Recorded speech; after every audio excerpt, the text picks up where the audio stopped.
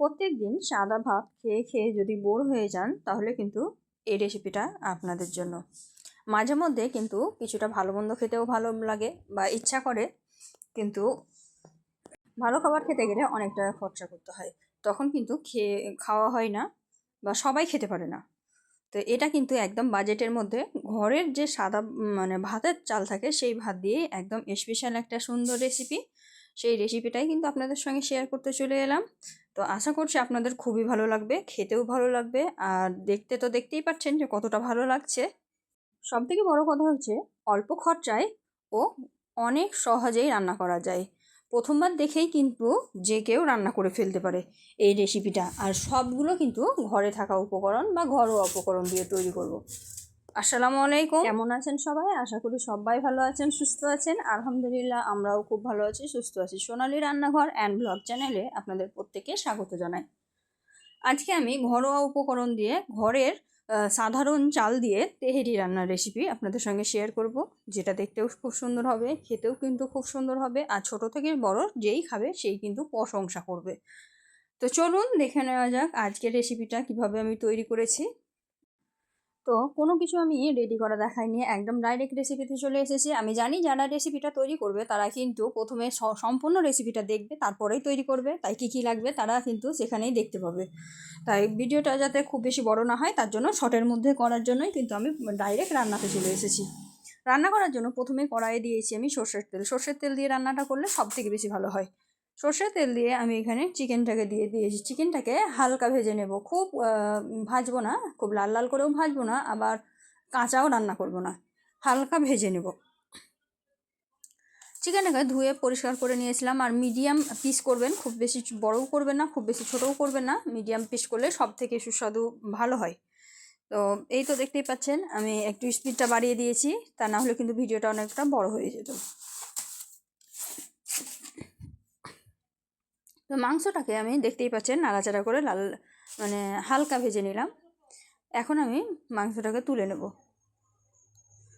মাংসটাকে তুলে নিলাম তেল ঝরিয়ে, আর আমি যে তেলটা দিয়েছি এই তেলটাতেই সম্পূর্ণ রান্নাটা কমপ্লিট হবে, খুব বেশি তেলও লাগবে না, তেল অল্প তেলেই রান্নাটা করব।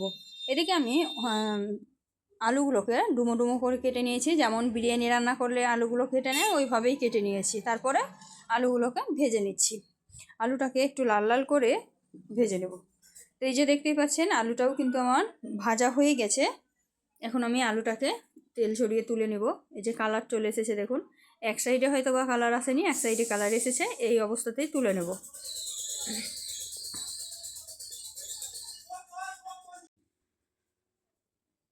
আলু ভাজা যেহেতু হয়ে গেছে তাই আলুটাকেও তেল ঝরিয়ে তুলে নিলাম, আর এই তেলেই কিন্তু সম্পূর্ণ রান্নাটা করব। এই যে এখন এই তেলের মধ্যে দিয়ে দিব একটা পেস্ট। এই পেস্টের মধ্যে আছে আদা, রসুন আর পেঁয়াজ একসঙ্গে পেস্ট করে নিয়েছি। আমি যখনই হাতে সময় কম থাকে আর কিছু ভালো কিছু খেতে ইচ্ছা করে তখনই কিন্তু এই রেসিপিটাই তৈরি করি। তার জন্য কিন্তু আমি এখানে কোনো রকমের পেঁয়াজ কাটা বা কোনো কিছু ব্যবহার করব না, ডাইরেক্ট একদম সব কিছুকে পেস্ট করে নিয়েছি, পেস্টটাই ব্যবহার করব। এতে করে খুব তাড়াতাড়িতে মশলাটাও রেডি হয়ে যাবে আর সুন্দর রেসিপিটা তৈরি হয়ে যাবে, খুব বেশি সময়ও লাগবে না। মশলাটাকে আমি সুন্দরভাবে ভালোভাবে কষিয়ে নিচ্ছি দেখুন।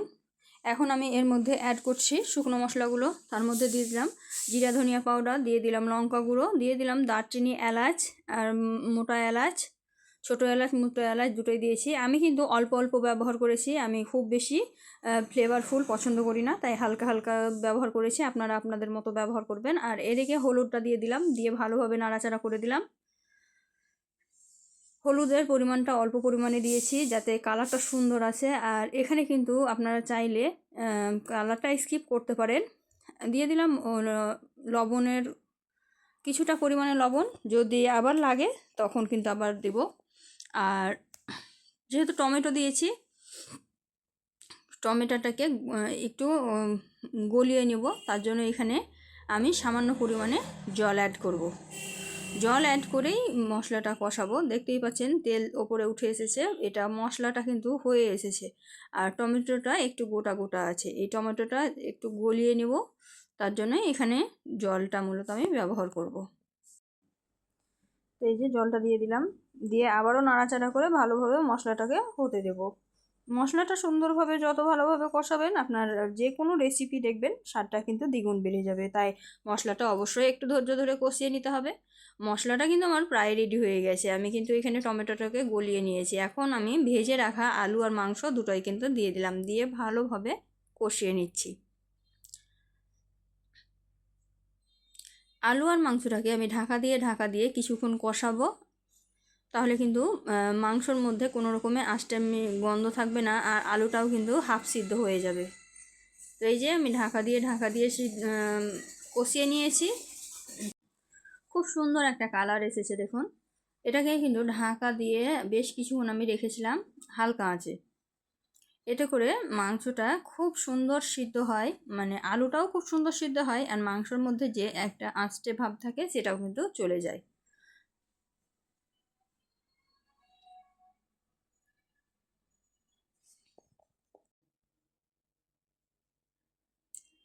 তো এইদিকে আমি ঢাকা দিয়ে কিছুক্ষণ রেখে দিয়েছিলাম। এখন আমি তুলে দেখাচ্ছি, দেখুন দেখুন তেল ছেড়ে দিয়েছে, একদম সুন্দরভাবে কষা হয়ে গেছে, কালারটা অনেক সুন্দর এসেছে। এইভাবেই ঢাকা দিয়ে কিছুক্ষণ রান্না করে নিয়েছেন, তেল পুরোপুরি ছেড়ে দিয়েছে। এখন কিন্তু চালটা অ্যাড করে দেবো। চালটা কিছুই করতে হবে না, চালটাকে আমি শুধুমাত্র ধুয়ে দিয়ে দিয়েছি। আপনারা চাইলে এটাকে ভিজিয়ে রেখে দিতে পারেন, তাহলে কিন্তু আরও তাড়াতাড়ি হয়ে যায়। তো আমি ভিজিয়ে রাখি না, আমি এরকমই দিয়ে দিই। তো চালটাকে 2 থেকে 3 বার আমি ভালোভাবে ধুয়ে নিয়েছি, তারপরে চালটা অ্যাড করে দিয়েছি। এখন নাড়াচাড়া করে মিক্সড করে দিলাম। তো যে নাড়াচাড়া করে মিক্সড করে দিলাম ভালোভাবে। এটাকে কষাতে হবে না, বা এক্সট্রা কোনো তেল বা কোনো মশলা আর ব্যবহার করতে হবে না, যা মশলা ব্যবহার করেছি। এখন এটাকে আমি কিছুক্ষণের জন্য মানে জল দিয়ে ঢাকা দিয়ে রেখে দেব। তো এই যে আমি একদম ভর্তি করে জল দিয়ে দিলাম, দিয়ে এটাকে মানে হাই আঁচে ফুটিয়ে নেব। তো 5 মিনিট মতো আমি ঢাকা দিয়ে হাই আঁচে ফুটিয়ে নিয়েছি। তার মধ্যে দেখুন জলটা অনেকটা টেনে গেছে, আর এই যে চালটা দেখুন এখনও কিন্তু এটা সম্পূর্ণভাবে হয়নি। যতক্ষণ না ভাতটা আপনার হাফ সিদ্ধ হয়ে যাবে ততক্ষণ পর্যন্ত কিন্তু আপনি হাই আঁচে রাখতে পারবেন। যখন দেখবেন যে আপনার ভাতটা মানে হাফ সিদ্ধ হয়ে গেছে, তখন আপনাকে হালকা আঁচে এটা তৈরি করতে হবে। এই যে আমি ভালোভাবে নাড়াচাড়া করে দিলাম, ভালোভাবে নাড়াচাড়া করে দিয়েছিলাম, নাড়াচাড়া করে দিয়ে আবার ঢাকা দিয়ে দিয়েছিলাম। আর ভাতটা কিন্তু অর্ধেকটা মনে হচ্ছে হয়ে গেছে, তার জন্য এখন আমি এখানে গাজর কুচি, ক্যাপসিকাম কুচি, টমেটো কুচি আর বিনস কুচি কুচি করে কেটে দিয়ে দিয়েছি। আপনার হাতের কাছে যত রকমের সবজি থাকবে সেগুলো কিন্তু দিয়ে দেবেন।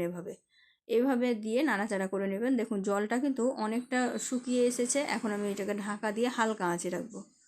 তো ঢাকা দিয়ে হালকা আঁচে রেখেছিলাম, তার মধ্যে দেখুন ভাতটা কিন্তু অনেকটা হয়ে গেছে, এখনও কিন্তু পুরোপুরি হয়নি। এখন আমি এর মধ্যে ওপর থেকে দিয়ে দিচ্ছি ঘি, 2 চামচ ভরে ভরে দিয়েছি।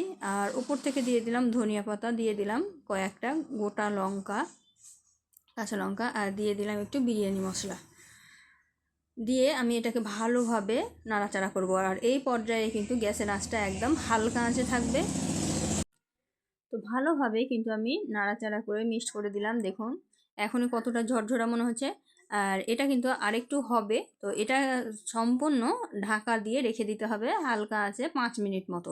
5 মিনিট মতো ঢাকা দিয়ে রেখে দিয়ে তারপরে কিন্তু গ্যাসের আঁচটাকে বন্ধ করে দিয়েও 5 মিনিট মতো রেখে দিতে হবে, তাহলেই কিন্তু ভাতটা একদম পারফেক্টভাবে হয়ে যাবে। তো ভালোভাবে নাড়াচাড়া করে দেওয়ার পরে আমি একটু চেক করে নিয়েছিলাম, একটু লবণটা কম লাগছিল, তার জন্য লবণটা আবারও আমি দিয়ে দিলাম, দিয়ে ভালোভাবে নাড়াচাড়া করে দিলাম। দেখুন ভাতটা কিন্তু একদম ঝরঝরে হয়েছে, কত সুন্দর লাগছে। এটা কিছুক্ষণের জন্য ঢাকা দিয়ে রেখে দেবো। তো ঢাকা দিয়ে রেখে দিয়েছিলাম, আর এখান থেকে কিন্তু আমি 2 জনকে খেতে দিয়ে দিয়েছিলাম, তাই একটু কমে গেছে। এখন আমি এটা তুলে পরিবেশন করে দেখাচ্ছি আপনাদেরকে। দেখুন থালাতে কত সুন্দর ঝরঝরা হয়েছে দেখুন।